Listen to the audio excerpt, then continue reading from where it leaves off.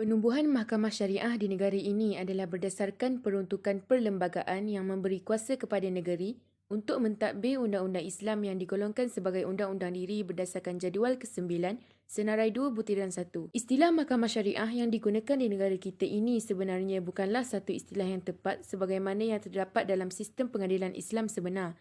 Mahkamah syariah seharusnya mempunyai bidang kuasa yang menyeluruh dalam segala hal dan urusan pengadilan. Sebaliknya, dalam istilah yang diguna pakai sekarang, ia dimaksudkan dengan satu sistem pengadilan yang mempunyai bidang kuasa yang sangat terbatas dan lebih merupakan mahkamah bagi urusan keagamaan Islam orang-orang Islam. Dengan tertubuhnya mahkamah syariah, maka perundangan Islam di negara ini dapat berjalan mengikut prosedur yang ditetapkan.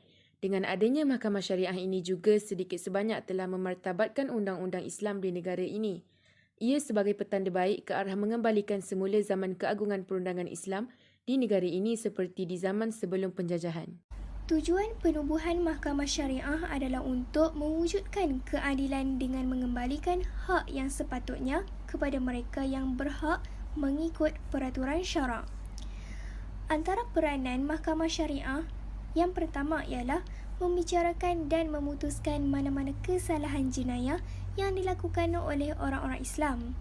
Kedua, mendengar dan memutuskan semua tindakan dan proseding dalam kes-kes mal, iaitu kes bukan jenayah seperti yang diperuntukkan enakmen. Dan yang ketiga, mendengar dan memutuskan sesuatu rayuan terhadap sesuatu keputusan sama ada melibatkan pembebasan, sabitan atau hukuman. Zaman perkembangan Islam, zaman Rasulullah, baginda telah memutuskan kes dan menyelesaikan pertikaian berdasarkan undang-undang Islam yang mengandungi pelbagai aspek. Zaman Khulafaur Rasyidin, di samping bertugas sebagai hakim, Sayyidina Abu Bakar turut menggubal undang-undang yang tidak bercanggah dengan wahyu Allah SWT. Sayyidina Umar telah memperkenalkan pemisahan kuasa antara pentadbir dan kehakiman. Sayyidina Uthman mewujudkan bangunan khas untuk dijadikan mahkamah. Sayyidina Ali telah mengutamakan kedudukan hakim dari segi peminahan yang ketat, diberi ganjaran yang sesuai dan kedudukan taraf dan kehormatan yang perlu dijaga. Zaman Bani Umayyah telah diperkenalkan catatan hukuman agar dapat dipastikan yang tepat dan tidak dipertikaikan. Zaman Bani Abbasiyah, kadi mempunyai pakaian rasmi, mempunyai mohon yang khusus serta mempunyai krani yang bertugas mencatat dan menulis.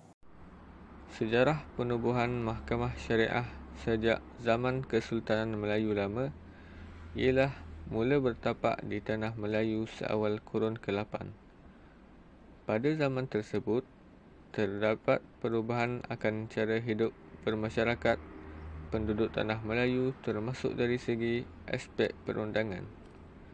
Selain itu, zaman tersebut juga mempunyai hubungan yang rapat dengan pelaksanaan undang-undang Islam dan penubuhan mahkamah syariah di tanah Melayu. Lebih menarik lagi, bermulanya proses Islamisasi dengan kedatangan Islam ke Asia Tenggara. Jadi, proses Islamisasi di tanah Melayu terbahagi pada 3 fasa. Fasa yang pertama dinamakan sebagai fasa penyesuaian awal sekitar tahun 1200 hingga 1400.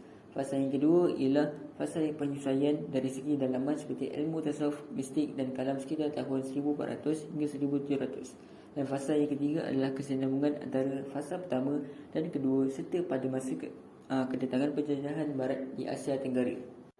Menurut Profesor Syed Naqib Al-Atas, beliau berkata bahawa agama Islam mula diterima di Melaka pada tahun 812 Hijrah.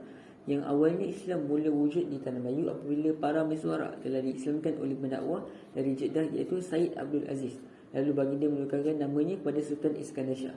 Kemudian agama Islam kuat bertapak pada zaman pemerintahan Sultan Mansur Shah pada tahun 1459 hingga 1477, di mana ia dikatakan sebagai zaman kegemilangan Islam di tanah Melayu. Maka undang-undang yang digunakan ketika itu adalah undang-undang Islam yang bermazhabkan Syafi'i bagi kerajaan Melaka. Dan semua undang-undang Islam yang bermazhabkan Syafi'i akan dikanunkan dan dilaksanakan dalam negara. Zaman penjajahan di tanah Melayu yang bermula dengan kedatangan Inggeris telah merubah lanskap kehakiman Islam di negara ini. Kejayaan mereka menguasai negeri-negeri Melayu bukan sekadar mengeksploitasi kekayaan dan sumber alam, sebaliknya membawa masuk sistem perundangan ala barat sehingga akhirnya menyisihkan peranan dan kuasa mahkamah syariah. Meskipun British berjanji untuk tidak campur tangan dalam agama Islam dan adat istiadat Melayu, namun hakikatnya mereka mencuri masuk secara tidak rasmi sehingga berjaya mengecilkan peranan mahkamah syariah secara tidak langsung. Akibatnya, undang-undang Islam hanyalah terpakai dalam hal-hal nikah cerai, pewarisan, hal-hal berhubung kekeluargaan serta hanya beberapa aspek jenayah syariah. Sebaliknya, sebahagian undang-undang yang dipakai di India telah diterima pakai di tanah Melayu. Pada zaman itu juga, hukum Islam dan mahkamah syariah telah diasingkan, dikurangkan peranannya dan dihadkan bidang kuasanya kepada perkara berbentuk peribadi sahaja. Perkembangan mahkamah syariah selepas kemerdekaan. Selepas negara mencapai kemerdekaan, mahkamah syariah ialah mahkamah yang membicarakan kes yang berkaitan dengan orang Islam. Perlembagaan mengekalkan keadaan tersebut dan masih meletakkan bidang kuasa mahkamah syariah di bawah kerajaan negeri. Mahkamah syariah hanya diberi kuasa untuk membicarakan perkara yang terdapat dalam jadual ke-9 perlembagaan, iaitu bagi perkara yang meliputi undang-undang keluarga, zakat, wakaf dan kesalahan berkaitan rukun Islam sahaja. Pindaan kepada perkara 121 dan perkara 5 perlembagaan pada tahun 1988 dilihat memberikan nafas baharu khususnya kepada bidang kuasa mahkamah syariah. Kesan pindaan tersebut telah mengeluarkan atau mengasingkan mahkamah syariah daripada berada di bawah mahkamah sivil.